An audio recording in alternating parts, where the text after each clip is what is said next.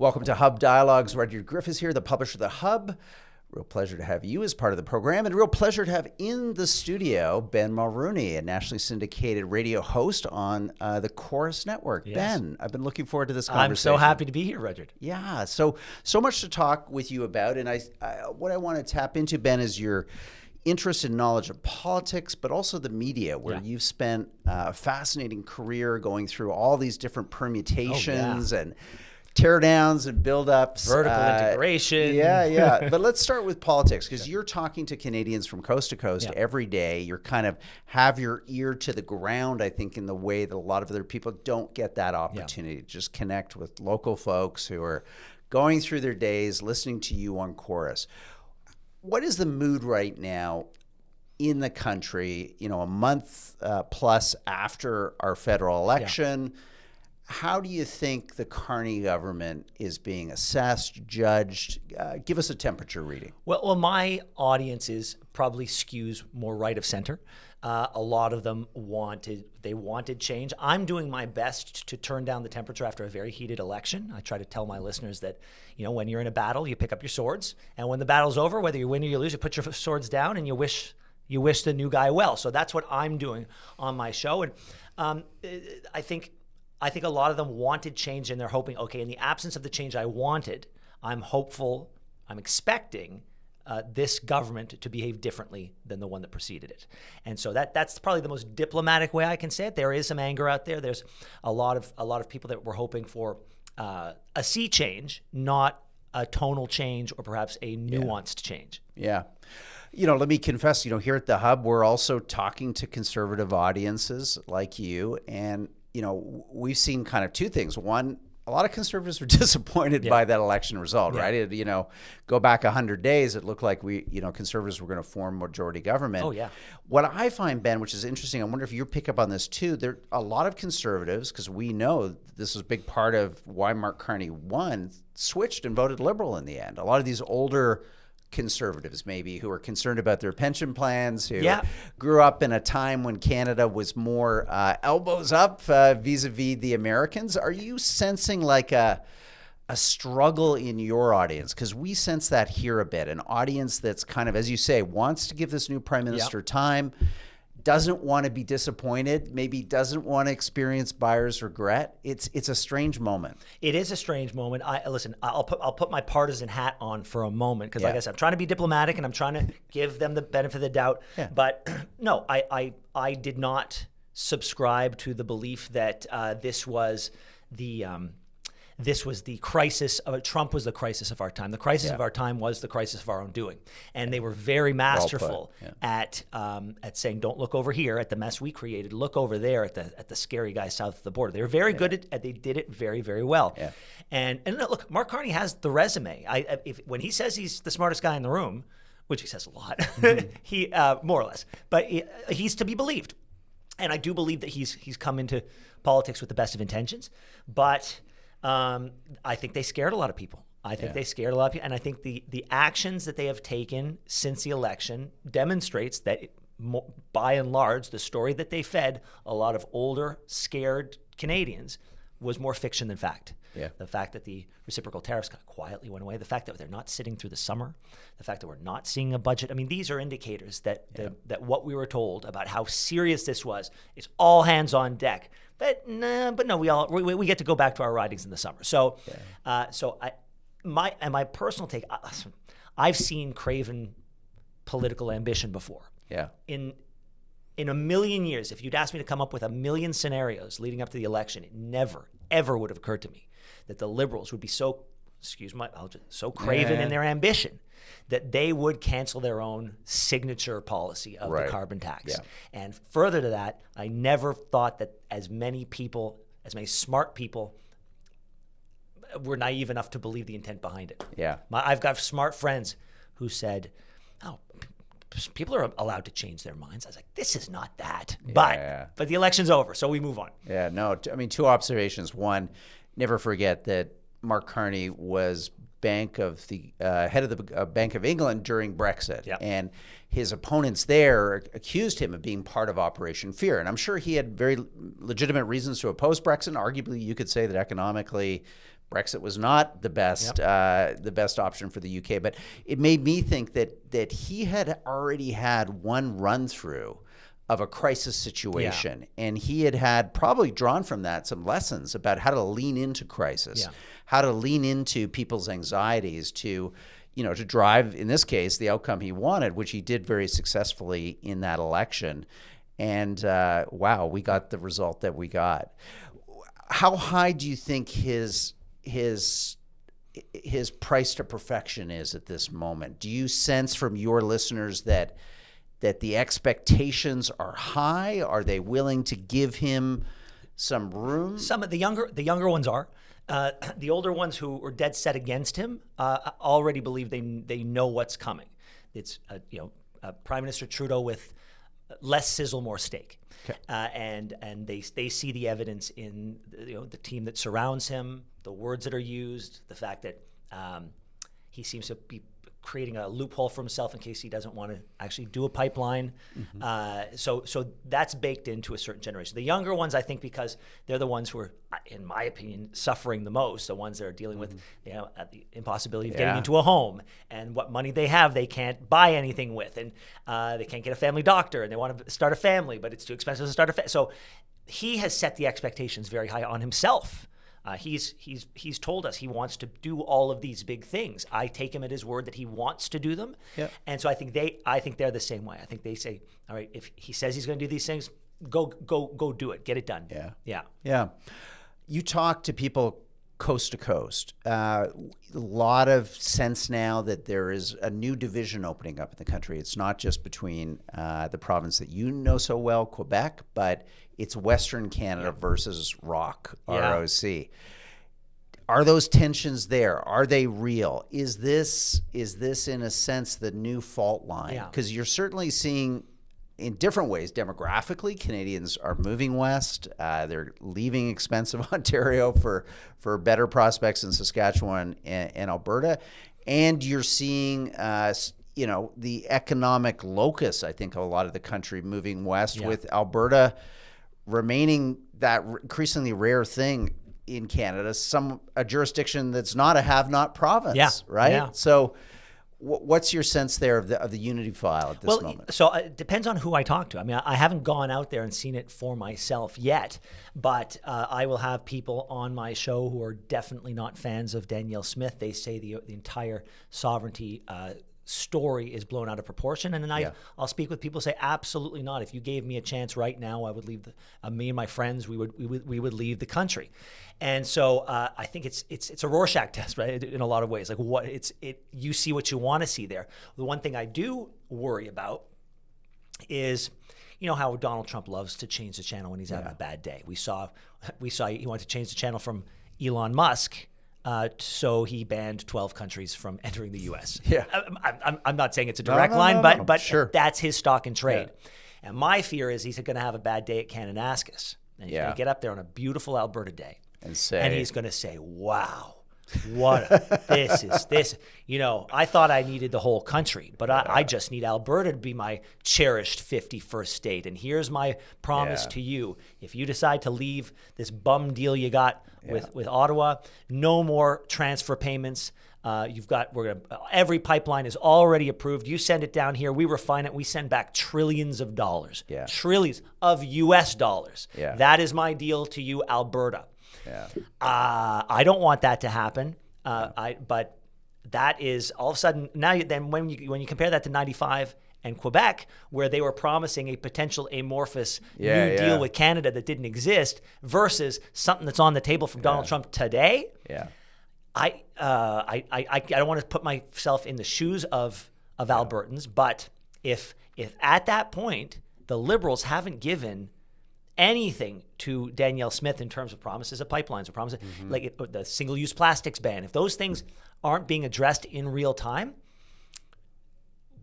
what do you make of that situation? Yeah, no, I worry that he also always likes to be right. So I could see him saying, 51st state, I was always thinking about Alberta. Right. You know, at the back of my mind, I always thought of the one province Right. that has Republicans in it that we Yeah, would exactly. welcome, Yeah. you know, to send a couple senators down to Washington Yeah. and vote fellow Republican congressmen and women into our legislature. Well, this is the place. Exactly. If there ever That's why was I think strategically, I think well, we have to. It sounds like they're trying to work out a deal very quickly on NAFTA 3.0. But if I could give some advice to this government, it's start work. I'm sure they are working on a relationship with Danielle Smith, but she was very clear before the election. Whoever wins this thing, we've got 6 priorities that we need you to deal with. They got to start getting on those in whatever way they can. Yeah. Let's shift our conversation to the media. It's a topic that fascinates me. It's going through so many changes right now. We saw a U.S. presidential election where the media was once again singled out as a you know, if not a deciding factor, an important factor. Podcasts, the rise of the kind of the influencer audio, video, YouTube. We just had a Canadian election, though, Ben, and I felt like it was a very traditional election from the perspective of the media, both how the parties use the media, but also how the media itself covered the election. What's going on here? Why are we seeing, in a sense, a tale of two cities with a media that seems in the United States to be politically supercharged and a media in Canada that seems to be kind of, I don't know, in a variety of ways, maybe stagnating or in a bit of stasis? Well, my take is, you know, because of our proximity to the United States, their media always informs or forces us to deal with theirs. Like they're omnipresent, right? Yeah. And so, you know, when I did a morning show, we weren't just competing with Canadian morning shows. We were competing with Morning Joe and Today's Show and Good Morning America. I mean, that takes eyeballs away from us.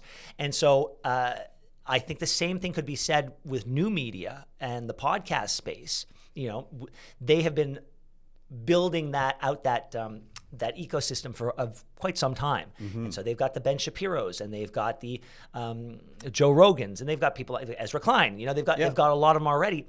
So I think here we have to accommodate for that. It feels like they have a head start and they've got more capital and they've got more eyeballs and they can do more things. And so we are trying to accommodate for that. And I think it's taking more time for us to build out that influential new media in Canada that they've been taking for granted for a while. I mean, you're doing a great job here, by the way. I listen to you every day. Oh, thanks. Yeah. I listen to you too. So mutual admiration society here. No, I really do enjoy, like you're bringing a level of sophistication to the format that you're working in, which is just, I think, so refreshing. And I think that the format deserves, because I think you know this and we know that, you know, at Chorus and here at the Hub, that the audience is smart. Yeah. Treat them like they're smart. Yeah. Don't dumb stuff down, which was, you know, I think, unfortunately, maybe a kind of commercial impulse at times. Try to go thinking that the largest audience was, you know, going to be accessed by rushing to the lowest common denominator. And I think you're elevating it. And I think the Hub is in some ways another proof point that elevating has an audience, of its own. Doesn't have to be sensational either. So long as it's if the stories matter to people, if you are telling them stuff they don't know, that after they learn it, they say, "Thank God I listened." Yeah, that's where the value is, I think. Yeah. What do you think, though, because you know your show is also a podcast. We look at the podcast charts carefully, and if I look in the politics category in Canada, I see a lot of American shows. I see the Midas Brothers. I see Tucker. I see Rachel Maddow. You know, I see Ben Shapiro. Yep. You know, I think I just beat him. Did you? Congratulations. So. So we're fighting back. Sometimes, you know, the Hub is in the top 10, the top 5 in that politics category. That's great. I don't see the Globe and Mail in there. I don't see the Toronto Star in there. I don't see the National Post. The CBC's there occasionally, but well down the list. I don't know. Canadaland is up there. Yeah, Canadaland does good. But it seems to be, look, I'm not talking my own book here, but it seems like the independents, for some reason, are hacking whatever that metric is way better than the legacy incumbents. So I don't know how, because I want our voices out there. Like, you want a Canadian analysis of the world and our country. And I worry that a lot of our fellow countrymen and women are turning to these American platforms and American hosts and American personalities. That's the kind of definition of colonialism. Yeah, well, so there's a couple of things there. One, I was fascinated during the Canadian election and after the ensuing loss of Pierre Poilievre, how many Americans just were convinced they understood why he lost. And it was because he didn't do Rogan. Yeah. Right? And Patrick Bet-David, who's a very popular podcaster living in Florida, I actually reached out to him once because I heard he was going to have Maxime Bernier on his show. And I said, what are you doing, man? Like this is not a voice that needs to be elevated. He's not going to win his seat. But he had him anyway. And then after he should have done Rogan because Justin Trudeau just wiped the floor with him. I mean, in that statement right there, so self-assured in his moral righteousness that he understood he has never thought for 1 second about Canada except because Donald Trump talked about the 51st state. That's the only reason we popped on his radar. Doesn't know anything about our country, and yet with that confidence that is bestowed only on Americans, he told us very clear. No wonder your guy lost to Trudeau. I bet you when someone pointed that out to him, he didn't care that Trudeau wasn't even prosecuting the election. So there's that. But what you said was really interesting, that the independents have hacked the system, because I was asking some old vets of radio who've been there for years. I said, how the heck did you guys do this show before Twitter? How did you do it before the internet?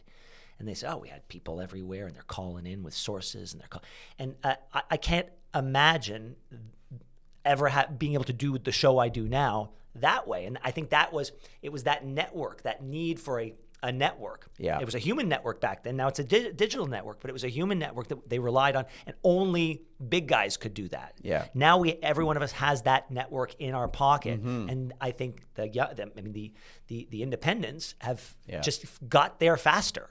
Yeah. I mean, the wonderful thing that I like about Apple, and I hope they do this, is that those podcast charts are meritocracy. Yeah. You can't buy your way in. You can't go to Apple and say, here's $100,000. Give me a bunch of ads. Yeah, it's not like Google, right? You can buy that top search result. Right? Yeah, you can buy a lot of stuff. There's something very special about it, and I think that's why podcasting has done so well. And just to kind of move us to the wrap up of our conversation about the legitimacy of the media and perceptions around legitimacy, you can't buy your way up the charts. You have to do stuff over time that resonates with people and builds an audience. And I'm wondering what your thoughts are about where the mainstream press finds itself right now. It's important. We need reporters. We need people reporting on facts and sharing with them in good faith, especially in this age of AI. But Ben, these models just seem like they're stagnating, right? These big legacy newspapers in particular seem like they don't even change their websites anymore. I don't know. I like the Globe and Mail. I'm a subscriber to the Globe and Mail, but I think they've had the same website for like the last 5 years. Well, and you said it. I mean, it's that expression, that the legacy. It's everything that comes before it.